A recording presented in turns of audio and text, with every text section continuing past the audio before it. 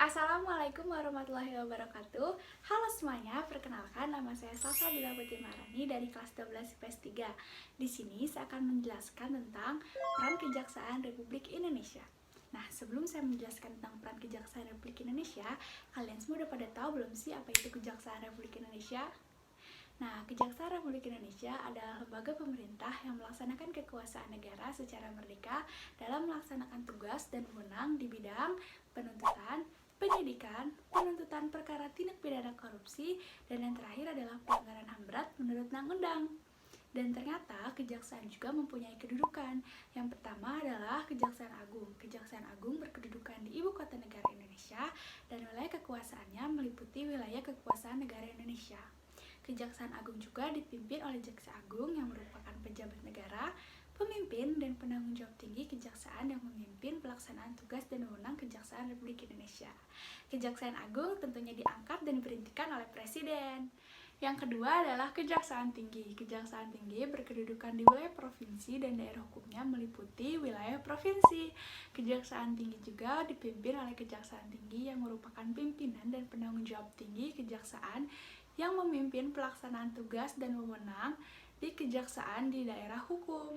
Nah, yang ketiga adalah Kejaksaan Negeri. Kejaksaan Negeri berkedudukan di ibu kota atau di kabupaten dan wilayah kekuasaannya meliputi kota atau kabupaten. Kejaksaan Negeri juga dipimpin oleh Kejaksaan Negeri yang merupakan pimpinan dan penanggung jawab tinggi kejaksaan yang memimpin pelaksanaan tugas dan wewenang. Nah, Kejaksaan Negeri memiliki beberapa cabang dan kepala cabangnya ini dipimpin oleh Kepala Cabang Kejaksaan Negeri sendiri. Selanjutnya ada peran Kejaksaan Republik Indonesia. Nah, peran Kejaksaan Republik Indonesia sendiri sering kita sebut dengan tugas atau wewenang berdasarkan pasal 30 Undang-Undang Nomor 16 Tahun 2004 tentang Kejaksaan Republik Indonesia. Yang pertama ada di bidang pidana. Yang kesatu, melakukan penuntutan. Yang kedua, melakukan penetapan hakim dan putusan pengadilan yang telah memperoleh kekuasaan hukum tetap.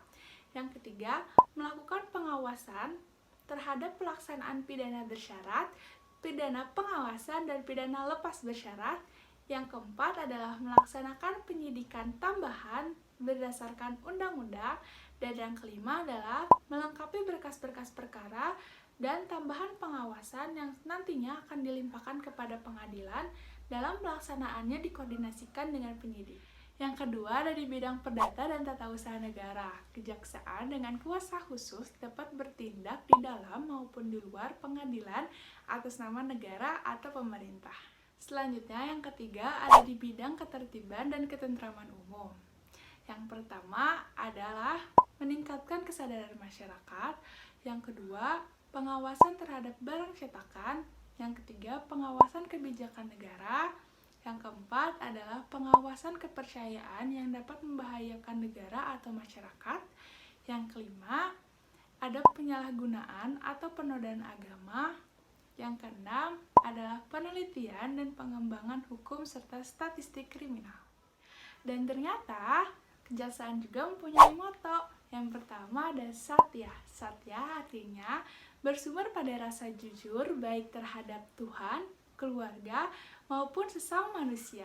Nah, yang kedua ada Adi. Adi artinya bersumber pada rasa tanggung jawab baik terhadap Tuhan, keluarga, maupun sesama manusia.